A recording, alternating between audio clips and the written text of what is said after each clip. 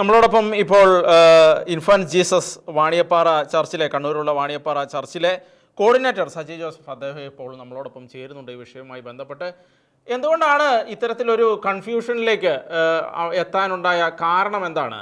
കാരണം എന്ന് പറയുന്നത് നമ്മൾ കഴിഞ്ഞ 13-ാം തീയതി നമുക്കൊരു മൃതസംസ്കാര ശുശ്രൂഷ ചെയ്യേണ്ടതുണ്ടായിരുന്നു. അത് നമ്മൾ ഈ 38-ാം നമ്പർ കല്ലറയാണ്, നമ്മൾ റൊട്ടേഷൻ ക്രമത്തിൽ വരുന്ന സെമിത്തേരിയാണ് നമ്മുടേത്. അപ്പോൾ 38-ാം നമ്പർ കല്ലറയാണെന്ന് തുറക്കേണ്ടതുണ്ട്.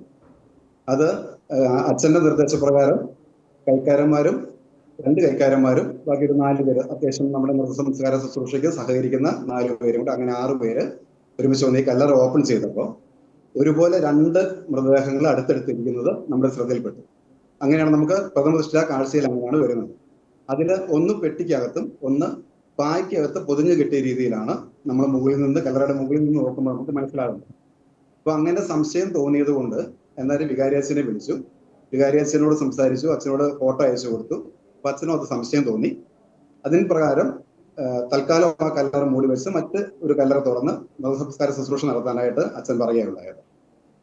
അങ്ങനെ അത് ചെയ്തു. അച്ഛനെ നേരെ രൂപതയിൽ വിളിച്ചു. രൂപതയുടെ നിർദ്ദേശപ്രകാരം നമ്മൾ വൈകിട്ട് 3 മണിക്ക് നമ്മൾ കേസ് ഫയൽ ചെയ്യുകയും കൂടെ ചെയ്തു. അപ്പം കേസ് ഫയൽ ചെയ്ത് കഴിഞ്ഞിട്ട് എങ്ങനെയാണ് നടപടികൾ മുന്നോട്ട് പോയത്? അവർ വന്ന് ഫോറൻസിക് പരിശോധനകളടക്കം നടത്തിയല്ലോ. നടത്തി.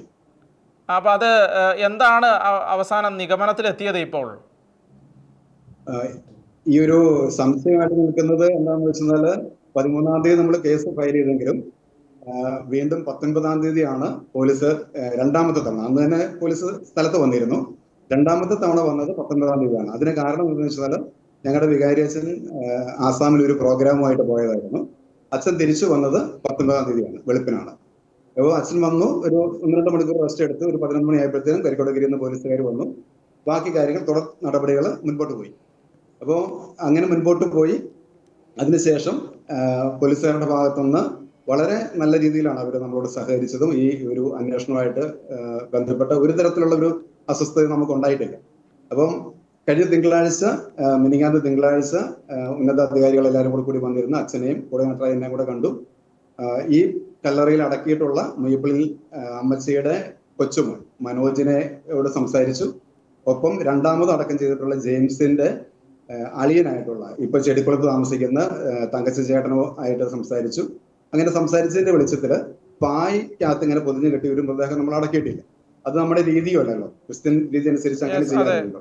അപ്പൊ നമുക്ക് ഈ സംശയം അങ്ങനെ തന്നെ നിലനിൽക്കുകയാണ്. അപ്പം അധികാരികളോട് സംസാരിച്ച ഡിവൈഎസ്പിമാരോട് സംസാരിച്ചു കഴിഞ്ഞപ്പോൾ ഒരു ഫൈനൽ തീരുമാനത്തിലേക്ക് എത്തിയത് എന്തായാലും നമുക്ക് ഇങ്ങനെ ഒരു സംശയം നിൽക്കുന്നത് കൊണ്ട്, കാരണം ഇത് 2 കോടിയോളം നമ്മളെ സംബന്ധിച്ചാൽ പോലും പുറത്ത് ഇടവജനത്തിനും ബാക്കിയുള്ളവർക്കെല്ലാം ഈ ഒരു സംശയം അവശേഷിക്കും എന്നുള്ളത് കൊണ്ട് കൃത്യമായ ഒരു തീരുമാനം അതിന് വേണം. ആ സംശയ നിവാരണം നമ്മൾ നടത്തണം എന്നുള്ള ആ ഒരു കാര്യത്തിൽ നമ്മൾ ഉറച്ചു നിന്നു. അത് പോലീസുകാർ അംഗീകരിക്കുകയും ചെയ്തു. അതിന് പ്രകാരമാണ് ഇന്ന് രാവിലെ മുതൽ അത് കല്ലറ തുറന്ന് ബാക്കി നടപടിക്രമങ്ങളിലേക്ക് പോയത്. മറ്റൊരു കാര്യം നമുക്കറിയാം, നമ്മൾ കല്ലറയിൽ അടക്കുമ്പോൾ അതിനൊരു ഡോക്യുമെൻറ്റും കാര്യങ്ങളും എല്ലാം ഉണ്ടാകുമല്ലോ. ആരെ അടക്കി, എങ്ങനെ എന്നടക്കി, എപ്പോഴടക്കി എന്ന കാര്യങ്ങളെല്ലാം ഉണ്ട്. ഇപ്പോൾ അങ്ങ് സൂചിപ്പിക്കുകയും ചെയ്തു 2 പേരെ അടക്കിയ കാര്യങ്ങളെല്ലാം. അപ്പോൾ ഇത്തരത്തിലുള്ള ഒരു കാര്യത്തിലേക്ക് പോകാൻ എങ്ങനെയാണ് ഒരു ഇട ഉണ്ടായത് എന്നാണ് തോന്നുന്നത്? നമുക്കൊരു ആദ്യം സംശയം വരാനുള്ള ഒരു കാരണം, കല്ലറയായിട്ട് ബന്ധപ്പെട്ട ഒരു സംശയം വരാനുള്ളത്, ആദ്യ കാലഘട്ടങ്ങളിൽ നമ്മൾ ഈ പള്ളി തുടങ്ങിയ സമയത്ത് 2004 നമ്മൾ അതിനകത്ത് ആദ്യത്തെ മൃതസംസ്കാര ശുശ്രൂഷ നടക്കുക. അന്ന് മുതൽ 2019 വരെ നമ്മൾ ക്രമമായിട്ട് അടക്കി പോകുന്നത് വെച്ചാൽ ഒരു കല്ലറ ഓപ്പൺ ചെയ്ത് അടക്കി അതിന്റെ തൊട്ടടുത്ത കല്ലറയിലല്ല അടക്കിക്കൊണ്ടിരുന്നത്. കാരണം വെച്ചാൽ നമുക്ക് ഉടനെ തന്നെ മരണങ്ങൾ സംഭവിച്ചാൽ നമുക്ക് സ്മെല്ലോ അസ്വസ്ഥയോ ഉണ്ടാകാൻ സാധ്യതയുള്ളതുകൊണ്ട് 2-3 കല്ലറ വിട്ടിട്ട് നമ്മൾ ചെയ്യാറുണ്ടായിരുന്നു. അപ്പം 2019 പള്ളിയുടെ റിനോവേഷനുമായിട്ട് ബന്ധപ്പെട്ട് ആദ്യം നമ്മൾ ചെയ്തത് സെമിത്തേരി ഒന്ന് വൃത്തിയാക്കി. എന്ന് പറഞ്ഞാൽ പല രീതിയിലുള്ള പല സൈസിലുള്ള കുരിശുകളും കാര്യങ്ങളും ഒക്കെ ആയിരുന്നു സെമിത്തേരി വെച്ചുകൊണ്ടിരുന്നത്. അപ്പൊ അതെല്ലാം മാറ്റി പൊതുവായി ഒരുപോലെ തോന്നിക്കുന്ന രീതിയിൽ നമുക്ക് കല്ലറയാക്കാമെന്ന് അന്നത്തെ വികാരിയച്ഛൻ അട്ടങ്ങാട്ടിലെ സജിയച്ഛൻ പറയുകയും അതിന് പ്രകാരം കല്ലറ നമ്മൾ പില്ലറുകളെല്ലാം ടൈല് ഒട്ടിച്ച് നല്ല വൃത്തിയാക്കി, സൈഡെല്ലാം ടൈൽ ഒട്ടിച്ചു. നമ്മൾ ഗ്യാപ്പുള്ള സ്ഥലത്ത് ഗ്രില്ലെല്ലാം ഇട്ട് കല്ലറയ്ക്ക് മൊത്തം വൈറ്റ് കളർ പെയിന്റ് അടിച്ച് നമ്മൾ 1 മുതൽ 72 കല്ലറയാണ് നമുക്കുള്ളത് മൊത്തം.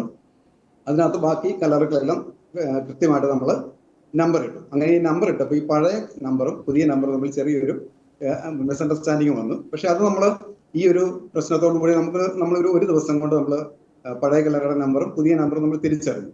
ഇതിപ്പം ആ രീതിയിൽ പഴയ 23-ാം നമ്പർ കല്ലറ എന്ന് പറയുന്നതാണ് ഇപ്പോഴത്തെ 38. അപ്പൊ അങ്ങനെ നമ്മൾ രജിസ്റ്റർ നോക്കുമ്പോൾ കറക്റ്റ് അങ്ങനെ ഉണ്ട്. ഈ പഴയ 23-ൽ അടക്കിയിരിക്കുന്നത് മുയപ്പള്ളിയിൽ അമ്മച്ചീനെ ജെയിംസിനെയാണ്.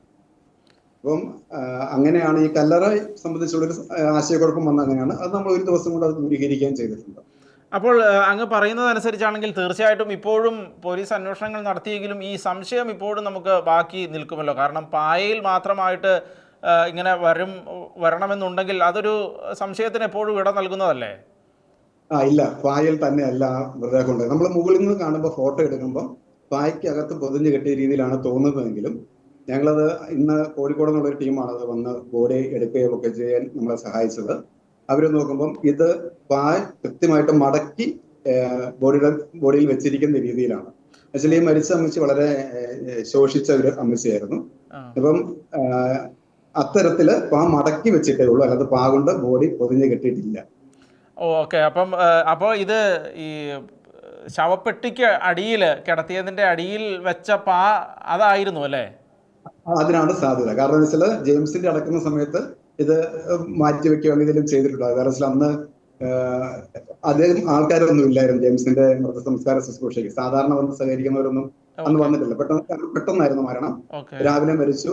പുള്ളി അസ്വാഭാവികമായിട്ട് മരിച്ചത് കൊണ്ട് വീട്ടിൽ മരിച്ചു കിടന്ന ഒരാളായതുകൊണ്ട് അത് പോസ്റ്റ്മോർട്ടം ചെയ്തു. പോസ്റ്റ്മോർട്ടം ചെയ്ത് വന്നത് വൈകുന്നേരമാണ്. വൈകുന്നേരം വന്നു. അധികം ആൾക്കാരൊന്നും സഹകരിക്കാനില്ലായിരുന്നു. അപ്പൊ കല്ലറ തുറന്ന് ആരാണ് തുറന്നതെന്ന് പോലും നമുക്കറിയില്ല. പിന്നെ ജെയിംസിന്റെ റിലേറ്റീവ്സ് ആയിട്ടുള്ള ആൾക്കാരാണ് കാര്യങ്ങൾ ചെയ്തത്. ഇടവക്കാരല്ല അന്ന് കാര്യങ്ങൾ മുൻകൈ എടുത്ത് ചെയ്തത്. ജെയിംസിന്റെ റിലേറ്റീവ്സ് ആണ്. അവരോട് ചോദിക്കുമ്പോൾ അവര് അറക്കപ്പൊടിയൊക്കെ ഇട്ടിട്ടുണ്ടായിരുന്നു എന്നൊക്കെ പറയുന്നു. പക്ഷെ അത് വൃത്തിക്കാണ്, നമ്മൾ ചെയ്യുന്നത് പോലെ വൃത്തിക്കാണ് ചെയ്തതെന്ന് നമുക്ക് തോന്നുന്നില്ല. കാരണം ചെറിയ രീതിയിലൊക്കെ ഇട്ട് ഈ പൊട്ടി മാറ്റി വെക്കാനുള്ളൊരു സാധ്യത ഉണ്ട്. അങ്ങനെ ആയിരിക്കണം ഈ ഇങ്ങനെ മുകളിൽ വരാനുള്ള സാധ്യത. മറ്റൊരു കാര്യം, ഇപ്പോൾ ഇത് സംബന്ധിച്ചുള്ള കൺഫ്യൂഷൻ എല്ലാം മാറി എന്ന് നമുക്ക് മനസ്സിലാക്കാവോ? തീർച്ചയായിട്ടും. ഇടവക്കാരെ സംബന്ധിച്ചും ഞങ്ങളുടെ വികാരിയച്ഛനെ സംബന്ധിച്ചുള്ള ഞങ്ങൾക്കുണ്ടായിരുന്ന സംശയം ഈ പായിൽ പൊതിഞ്ഞു കെട്ടിയെന്നാണല്ലോ നമ്മുടെ ഒരു സംശയം ഉണ്ടായിരുന്നു. അത് നീക്കം ചെയ്തു. പിന്നെ ഉള്ള ഒരു കാര്യം എന്ന് വെച്ചാൽ ഇതിനകത്ത് റെക്കോർഡ് പ്രകാരം 2 ബോഡിയേ ഉള്ളൂ. ആ 2 ബോഡി കൃത്യമായിട്ട് കിട്ടി. ഈ അമ്മച്ചിയുടെ ബോഡി നമ്മൾ എടുത്ത് പരിശോധിക്കുമ്പോൾ അതിനകത്ത് കൊന്തയും കുരിശും അങ്ങനെയുള്ള കാര്യം മെറ്റലായിട്ടുള്ള കാര്യങ്ങളെല്ലാം തന്നെ ഉണ്ടായിരുന്നു. അതിന്റെ 2 കൊന്തയും ഒക്കെ നമുക്ക് അതിനകത്ത് ആ പെട്ടിക്കകത്ത് കിട്ടി. അമ്മച്ചിയുടെ പെട്ടിയുടെ സൈഡിൽ കൂടെ അടിച്ചിരുന്ന റേന്തയും അതിന്റെ തുണിയും ഒക്കെ കൃത്യമായിട്ട് നമ്മൾ ഐഡന്റിഫൈ ചെയ്തു. അതെങ്ങനെയാ വെച്ചാൽ അതിന്റെ അന്നത്തെ മരണ ശുശ്രൂഷയുടെ ഫോട്ടോസ് മുഴുവൻ ഉണ്ടായിരുന്നു. അപ്പൊ അതും കൂടെ വെച്ച് നമ്മൾ ഐഡന്റിഫൈ ചെയ്ത് നമുക്ക് സംശയമില്ല അതിനകത്ത്. അപ്പം ഇപ്പം മൊത്തം 2 പേരുടെയും ശരീരങ്ങളുടെ ഭാഗങ്ങളാണ്, അവശിഷ്ടങ്ങളാണ് അവിടെ ഉള്ളത് എന്ന് ഇപ്പോൾ കൃത്യമായിട്ട് ബോധ്യമായി. തീർച്ചയായിട്ടും. വളരെ നന്ദി അങ്ങ് ഈ വിഷയവുമായി ബന്ധപ്പെട്ട് ഞങ്ങളോട് സംസാരിച്ചതിന്. വളരെ നന്ദി.